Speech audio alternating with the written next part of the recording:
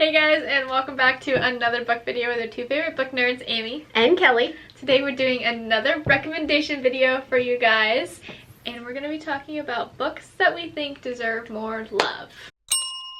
We're always hating on the hyped books, and now we're here to bring you books that we think should have been hyped instead.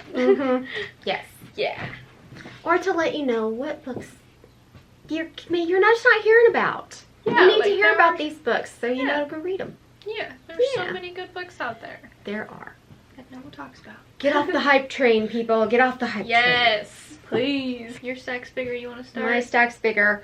Okay, I will start. I'm going old school. I am significantly older than... Not significantly. Significantly older than most of BookTube. So, I can go way back, and I'm going to, because these books are still available. You still can read them. I just talked about these books actually in our last recommendation video, actually, but I'm going to revisit them because people don't talk about them enough. And that is just about anything by Mercedes Lackey. I looked up on Goodreads just because I thought, well, maybe some books, just because I haven't heard about it, but they really are, more hype. They're not. Okay. These have ridiculously low views, ratings on Goodreads. So, anything really by Mercedes Lackey, I don't think gets near enough love. But I would, probably my favorite is the Last Herald Mage trilogy. And anyway, these books are, she writes a lot of different ones. So I should say, books set in the fantasy world of Valdemar. And in Valdemar, the king or queen has this group of people that act as her messengers or her enforcers or his or her whatever. And those are the heralds of Valdemar. And one of the things that you get with a herald is a companion animal, and they all have these magical horses. And as you read further into the series, you come to find out maybe a little more interesting history about how the horses came about, the companion horses came about. Anyway, it's really interesting as you go. But I would say The Queen's Own is one that I have seen a few people talking about lately. And it is really good. It is actually the first published. These were published back in starting in 1988. And yes, don't give me that look because I could tell you what grade I was in school in 1988. But my favorite trilogy was The Last Herald Mage, and it is actually probably the first in world chronological order is these. In just about any book, she's so good with relationships. She has mental health rep, she has LGBTQ rep in the 80s.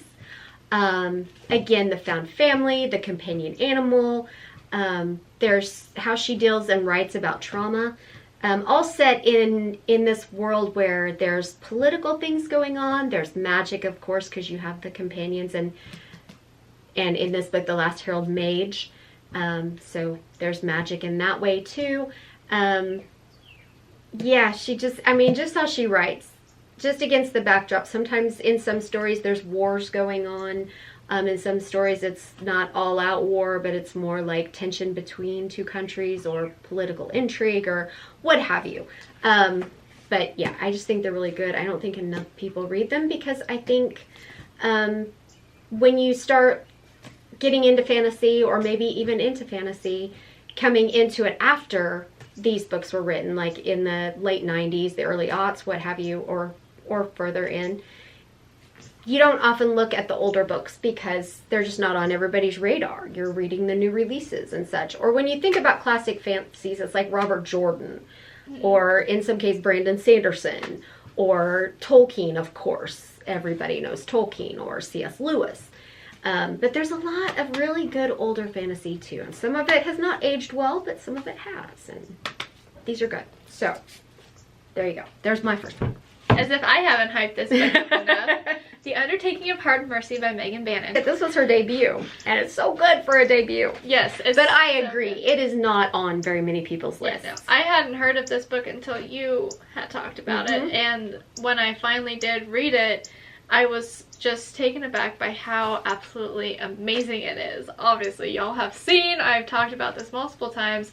Yeah. I love this book so much, and the fact that I haven't seen anybody else on Book Talk or BookTube really talking about it blows my mind.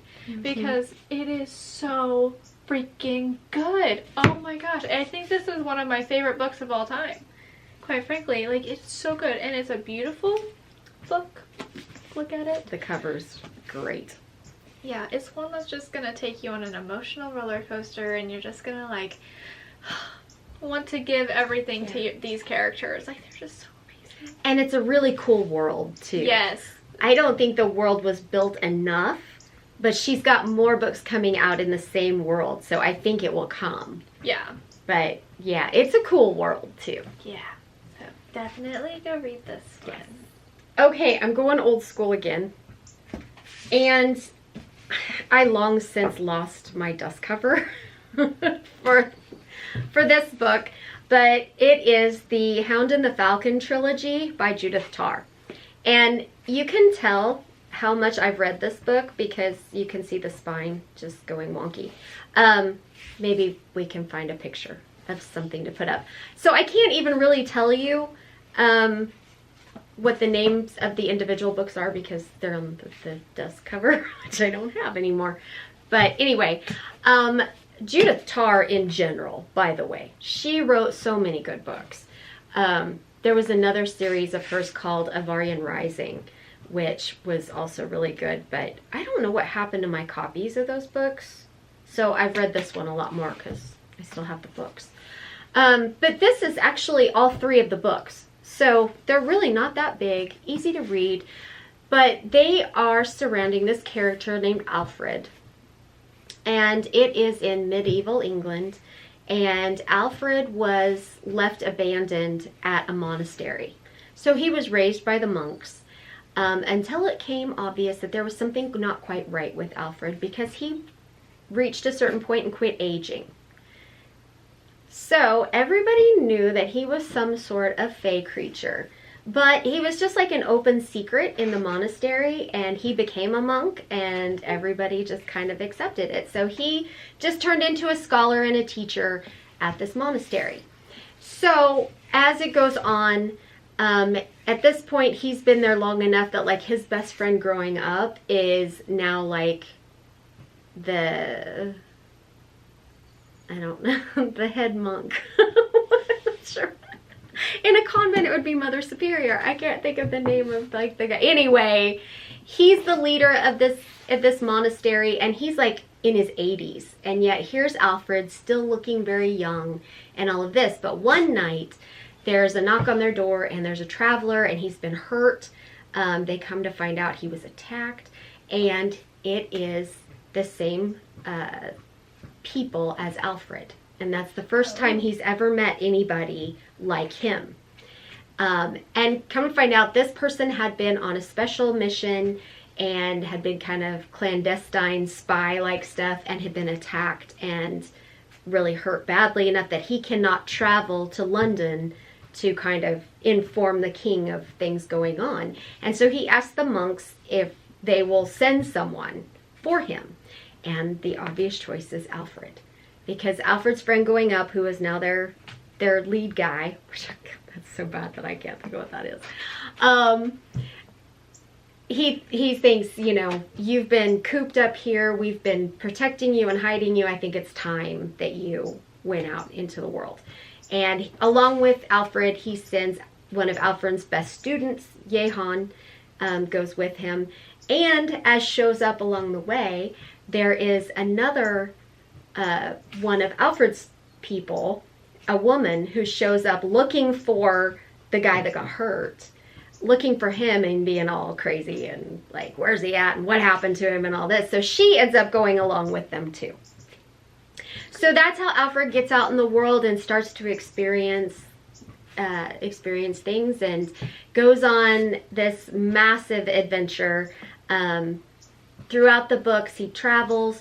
It's set in the time of Richard the Lionheart, so he actually ends up going to the Middle East. He goes on crusades in Jerusalem, and it's spread over time, so you also watch his student Jehan grow up and become a monk and all of this. And also it's just about Alfred finding himself and coming to terms with, you know, there's a lot of commentary on good versus evil because he's a monk, and yet he's also, in here they're termed elves, and so he's also an elf, and does he have a soul, and all of these things. So he just goes on these different journeys and wrestling with that fact, and then also coming back to the court of his people. So kind of introduces that sort of thing as well. But there is nothing that I can remember in this book that would have aged badly. It's just a really good fantasy quest kind of trilogy. There's several different quests that, you know, come up, and there is some gets into the Inquisition a little bit too, because of course, you know, Alfred and his people are being elves or fey creatures, and, you know, bumping up against the Catholic Church now that he's, you know, not hidden away in his cloister. Not a cloister, that's nuns. Hidden away in his monastery.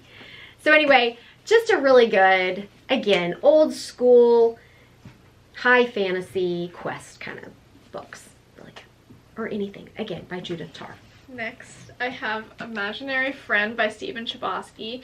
So, fun fact, Stephen Chbosky is also the author of Perks of Being a Wallflower, which is extremely different from the horror book that he wrote, Imaginary Friend.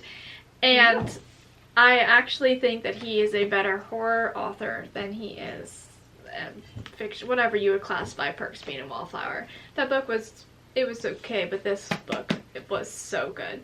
So it pretty much focuses on this young boy who develops what his parents think is like an imaginary friend that he goes out like into the woods behind his house to like play with or whatever, but then it turns out that there's something a lot more sinister going on with this imaginary friend that he has, and like it just shit hits the fan. It goes nuts, it goes wild, and it's such a good book. Like there are definitely some super creepy moments in this book, and there are so many, like all of the mysteries, like you're trying to figure out like how is this connected and what's going to happen next. It's just like, oh my gosh, how are they going to get out of this situation?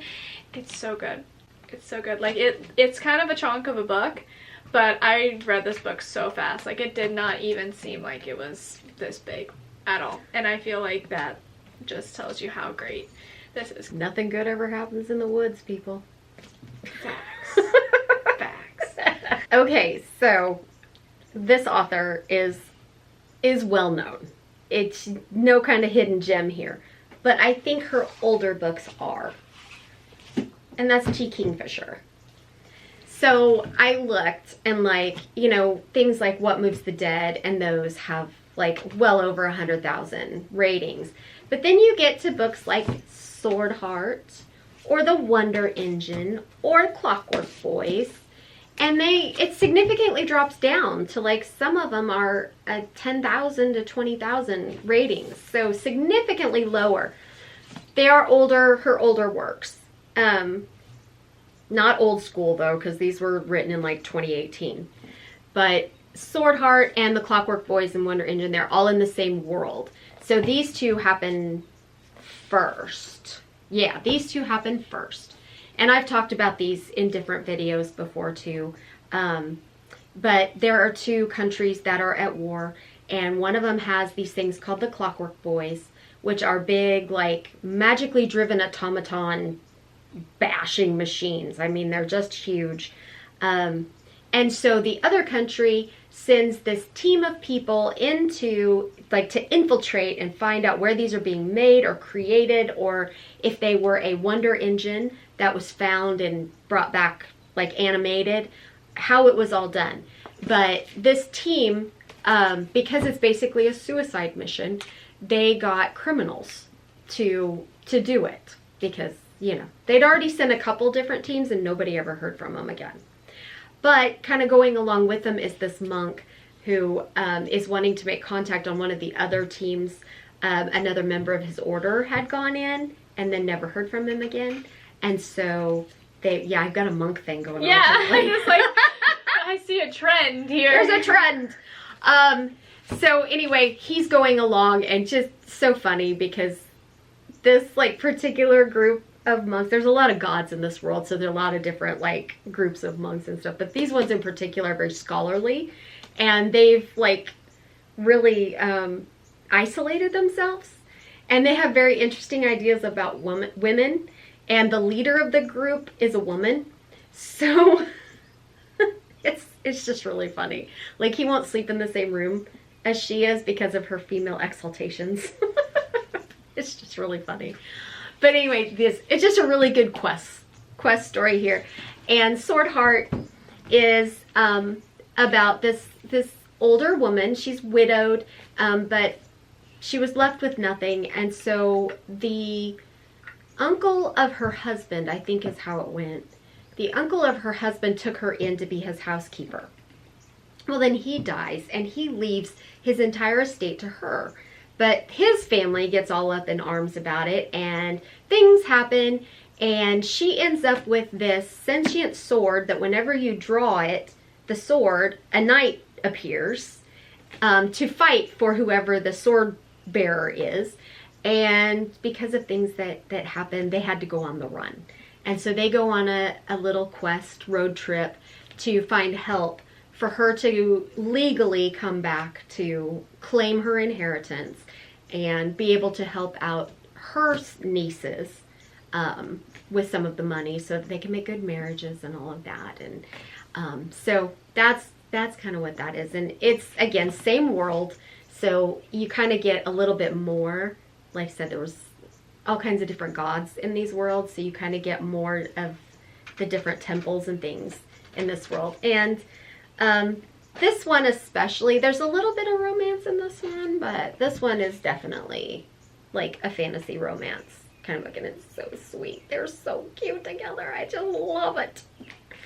And then there's another series that's set in the same world, The Saints of Steel, which also just don't get hardly any exposure at all. I have not read those yet, so I can't recommend them, but I'm sure they're great. But there you go. T. Kingfisher's older works. A Wizard's Guide to Defensive Baking, her middle grade book too. You never see that one talked about anywhere, and it's amazing too.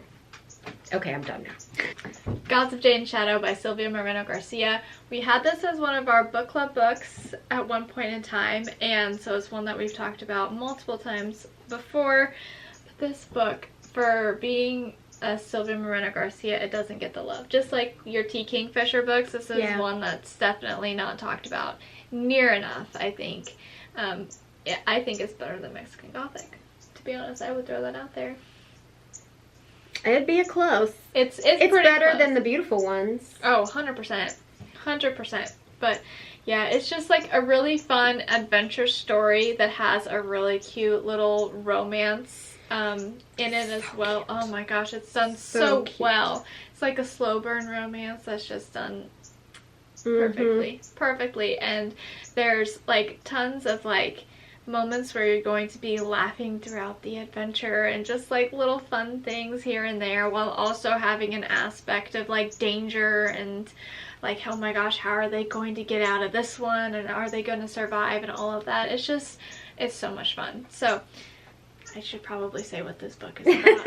You know, there's this young girl, Cassiopeia, who she is trying to kind of like escape her family. She doesn't get along well with her family, and she wants to get out and see the world or whatever. And one day she's snooping around in her grandpa's room, I believe, and finds this trunk and a key to the trunk or whatever. And so she opens it up, and there inside of it is like the bones of a war god. Is he a god of death god? Yep, god of death.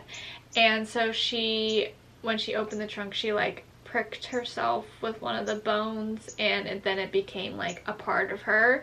And so then the god of death, he arose from whatever sleep, curse, whatever it was, and then they have to go on a mission together to try and split from one another, because at that moment then they're connected, and if they stay connected then they're both going to die, because he's like draining her of her life force and he's not getting enough magic and power to keep going. So they have to figure out how to separate from each other, and that way he can go on to go claim his rightful throne and she can not die. And yeah, he just kind of drags her along to all these little things, and they meet demons and other gods and Lorray. Yeah. I love Lorray the demon. Yeah, I do too. He needs to have his own book. Yeah. I need an definitely story with him. Yeah, that'd be great. But yeah, no, it's just real fun. And like, she's like super sassy, and like, even though he's the god of death, she's just like, you don't scare me, whatever, like, you're being an ass right now, okay? And like, she will tell it to him straight, and I love that. Sassy Cassie. Like, love it. Yep. But, yeah, and their little romance that kind of like bubbles and whatever, it's so cute. So cute, and I loved it. It's just, it's so much fun. So much fun. Definitely one to add to your list. All right, I've talked about this book like so much, but yet y'all still are not reading this book. The Justice of Kings by Richard Swan. You guys, people, you need to read this book.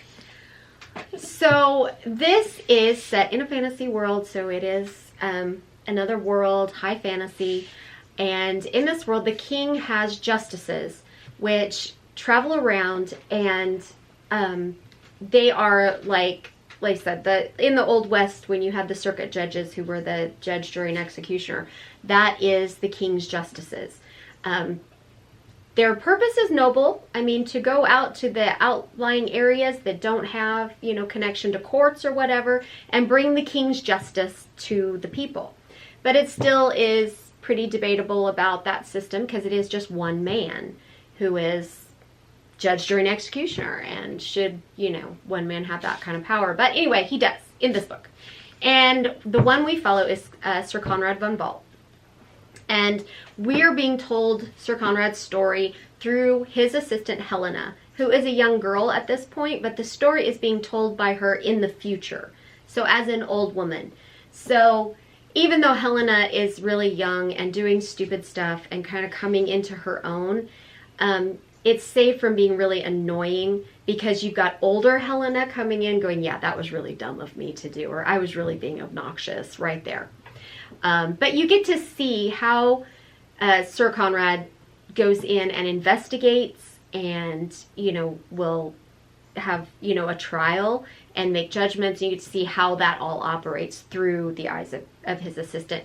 And then they also have a third traveling with them, who is Sir Conrad's bodyguard, that goes with them too. So I have said before, there is so much going on in this world. So there is a religious sect that has gained so much power, and they are threatening the political spectrum.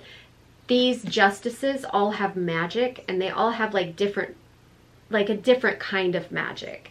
And Sir Conrad is so cool. I love it. It's necromantic magic, but yet there's a twist on it. Oh my gosh. Part of it is like, when someone has recently died, he can use his magic to raise the dead so that they can witness as to who killed them. But it's weird because, like, they're dead, and so they don't have the same kind of reality and oh my god, it's so cool. So they have that, and then other justices will have different kinds of magics, but that's what they use to, you know, do their jobs. But this religious sect says that magic had always been kind of the department of the religious sects, and that they had given it to the king to help, but now they felt it was being perverted, and they felt that the justices should be disbanded and the magic should come back to the religious people. And so they were kind of uprising and starting to lead some unrest against the political, but then there was other religious people who were not with those people, and oh my gosh, it's just a mess everywhere. And in the middle of all this, you have a murder mystery going on. So yeah, I mean, so much happening. So much, and it's written so well, and the world building is so good, and it's it's high fantasy, but it's not like so complex like these worlds where you know, hit a book and there's like 15 different points of view and you're following 20 different people, and it's not that complex, but there's still so much going on that, I mean, I love this book, and I think you all should be reading this book. I have not yet read the other 2 in the trilogy, but I've heard they're just as amazing, so I'm really looking forward to those too. But check it out. Seriously, people. Alright, my next book is Anatomy, a Love Story, which is one that we like randomly read for one of our like Valentine's Day videos, I guess. Kelly had it on her shelf, on her TBR shelf, and so we're just like, hey, it's got a heart on it, let's do it for Valentine's Day. And man, let me tell you, that was one of the best decisions we could have ever made. Yeah. Okay, this is a YA book, which we tend to not really enjoy, but we loved this one. It was so good. It's about this girl who, it's like set back in, gosh, what, like the 1800s or something like that. Yeah. Back in the time where women weren't really, you couldn't do whatever you wanted, and it was kind of like, you didn't go to university. Yeah, no, it was frowned upon that you did that. You were kind of just there to find a husband and no medical fields. Yeah, start a life.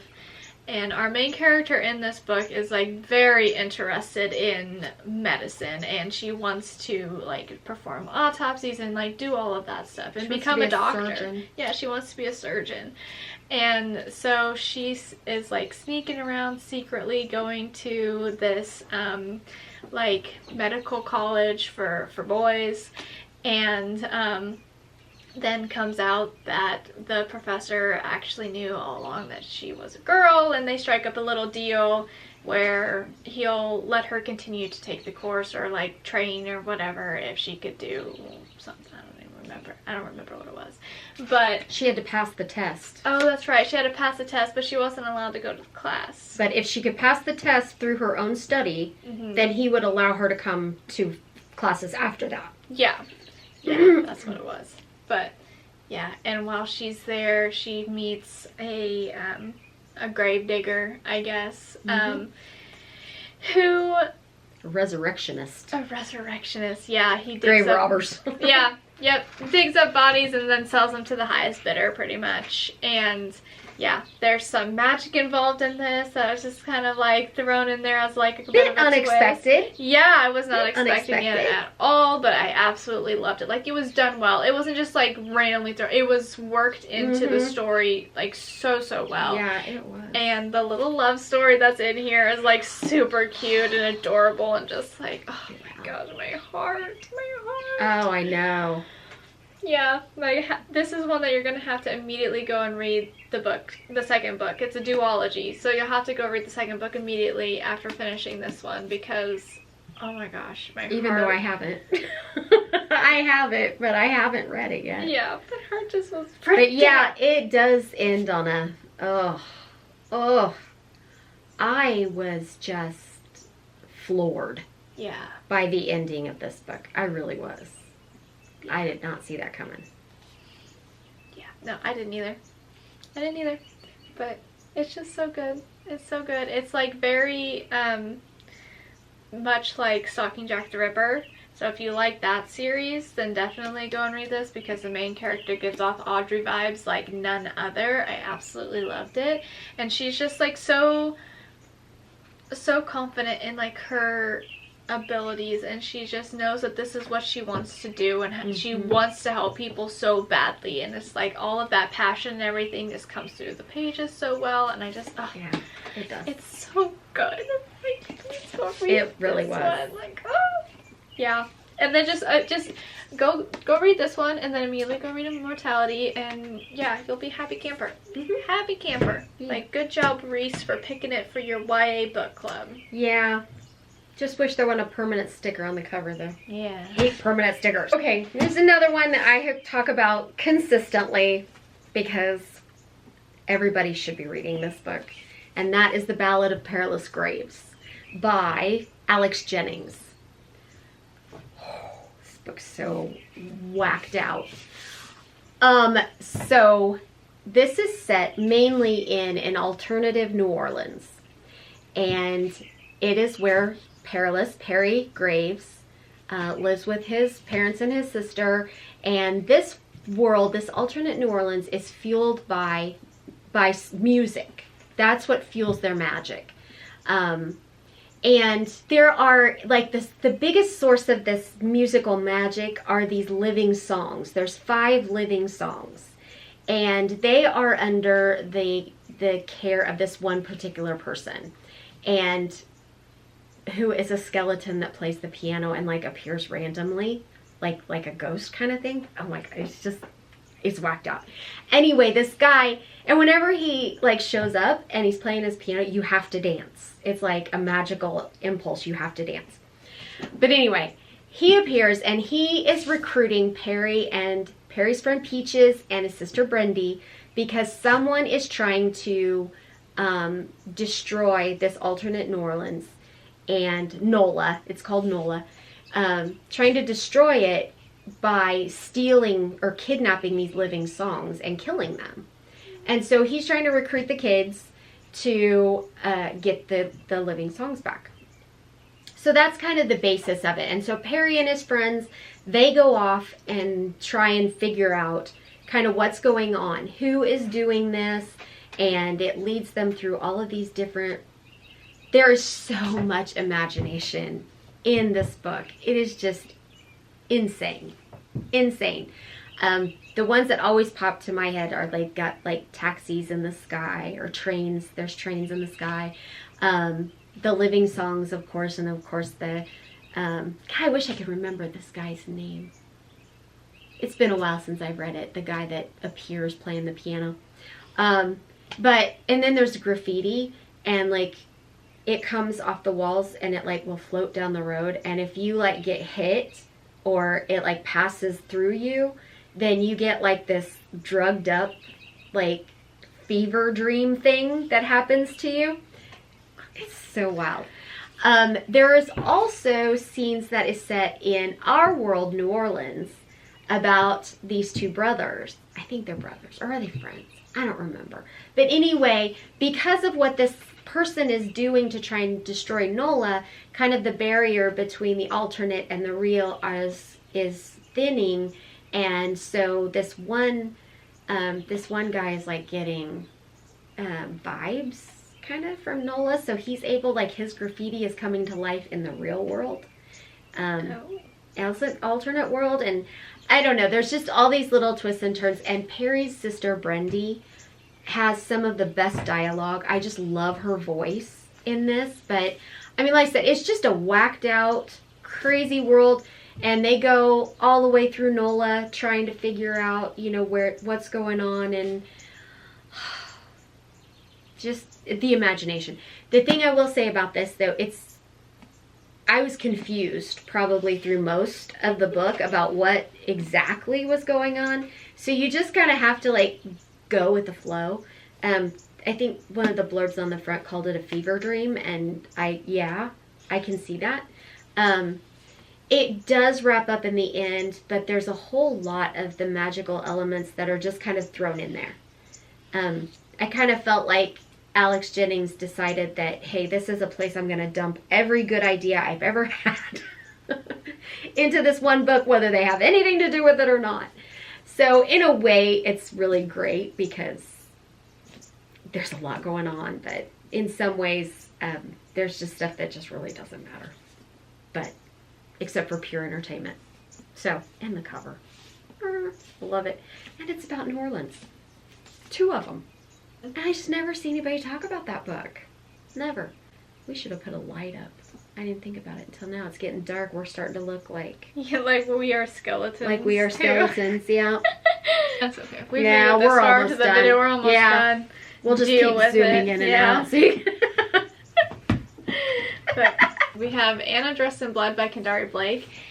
This book is perfect for my supernatural fans out there, especially you Dean girls. As I've talked about before, Cass, another main character, Cass. But this is a guy, Cass, so... Yes.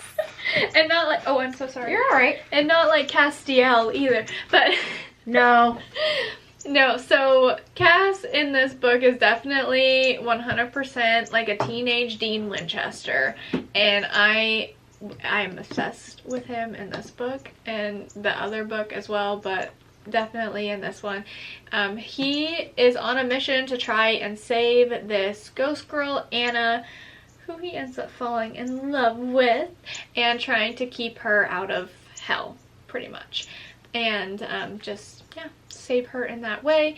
And he goes on all of these like crazy adventures, and he's kind of like hunted down because there's a big deal as to why she needs to go.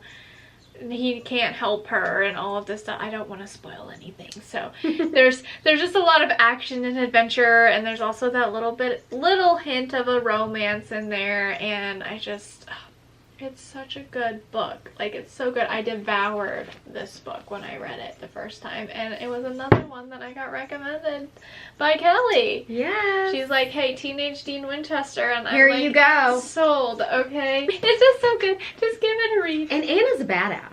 Oh, she is. Oh my She's gosh, badass. yeah. 100%. Like, she doesn't need Cass to look out for her. I mean, she can handle it. And like everyone that meets, ripping people's chests open. And yeah, there's some gore in this book. There is. There's some gore for sure. But yeah, it's a good time. Definitely give it a read. Okay, so the last one that I'm going to talk about is also one I had in our last recommendation video, but that is Thisle Foot by Jenna Rose Nethercott.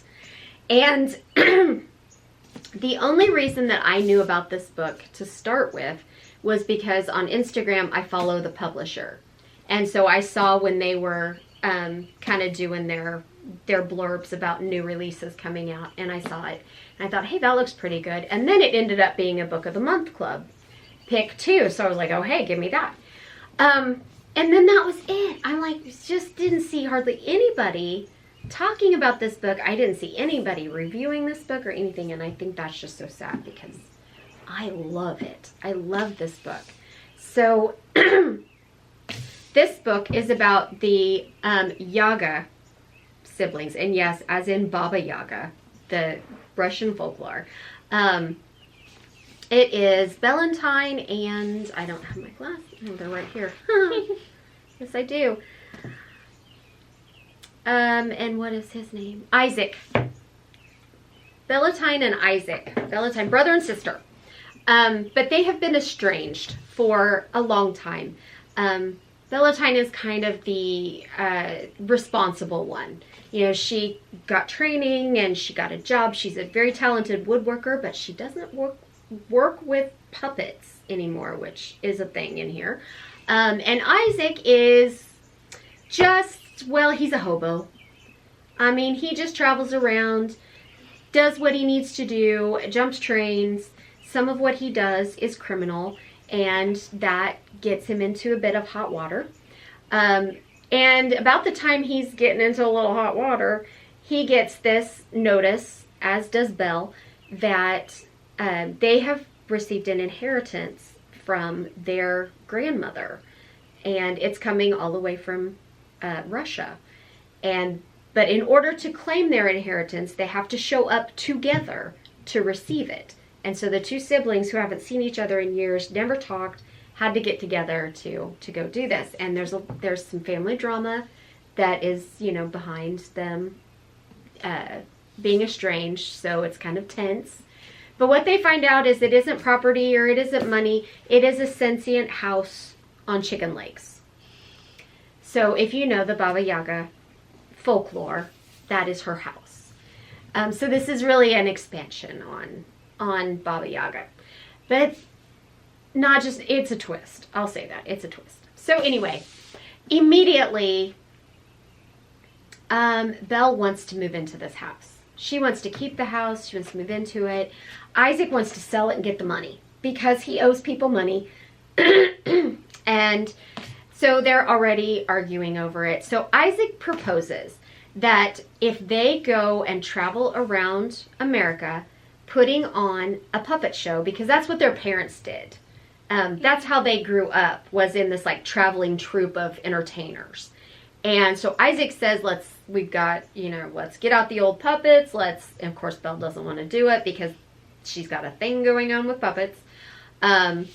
a little bit of a magical thing going on with the puppets. She didn't want to do it, but Isaac says, if you will do this so we can make enough money, then we can split the money, you can have the house, and I'll just disappear again. And so Bill says, okay, sure, well, let's do it. She really doesn't want to, but that's the only way that she's going to get the house. Mm-hmm. But following the house from Russia is a guy from the past who is out to destroy the house. And then he's called the Long Shadow Man. And as you go through the book, you find out about the house's past because the house has a point of view in the book. And so you find out about the past and the part the Long Shadow Man played. And there's some flashbacks to World War II and the persecution of the Jews in Russia during World War II. And I bawled through that part. So anyway, the Long Shadow Man has followed the house from Russia to America, and he's following, chasing down so he can destroy the house for his reasons. So they also, like, the Yaga siblings are running away as well as putting on their little shows, and they run into another group of people who know who the Long Shadow Man is. So they're kind of like, they drive a van. So in a way, they kind of like reminded me of Scooby-Doo a little bit, but yet they're also a little bit like Supernatural. Like, they're going around fighting these things, and they team up with the Yaga siblings to try and defeat the Long Shadow Man, and it's a whole thing, and there's all this family drama going on, and there's romance going on, and all this tension going on, and you get this kind of generational trauma, and you get, you know, childhood traumas and the reason that the siblings are estranged in the first place. And so you get kind of all of that going on, and just set in this house with chicken legs who is sentient. This is wild. And there's a lot of Jewish folklore in this book too, so which I think is really good. I really like that about this book too. So anyway, but nobody talks about this book. And it makes me really sad because it's such a good book. So, here you go, people. Read this book. That was my last one. So, anyway, yeah, that's it. That's it for me. And that's going to be it for me as well. So, hopefully you found some good books in here. I mean, there's good books in here. Hopefully you read them. Please and that them. You enjoy them as much as we enjoyed them. And let us know down in the comments if you have read them before, if you have books that you think deserve more love and that we should read. And yeah, just if you like the video, please be sure to give it a thumbs up. And if you're not already subscribed, go down below the video and hit the red subscribe button and join the Everyday Adventure family so you can see our beautiful faces every Sunday with new book videos. Also, be sure to go and join channel memberships for early access to videos, members only content, live streams, all that fun jazz. And go and follow us on Instagram and TikTok. And if that's not enough for you, be sure and go check out the rest of Amy's channel, where she has all kinds of non-book content like home organization and cooking and cookie bake-offs and home renovations, and that was my dog. Some of my favorites are her holiday decorating videos, and of course you've got the kitty cats too, who always make an appearance and are just turned 3. Yeah, just turned 3 years old. 3. And if you want even more, then go check out her blog too, where some of the articles go along with the videos on her channel and some of them do not. Things like Watch It Wednesdays, where she watches Netflix shows and tells you if you should watch them too. And Foodie Fridays, where she goes out to eat and reviews restaurants and sometimes takes me with her. Yay! So do all that and become a part of the entire Everyday Adventurer family. Yeah, do it. Do it. So anyway, like I said, hope you guys enjoyed watching this video. And I'm Amy. And I'm Kelly. And we are the Everyday Epic. See y'all in the next one. Bye.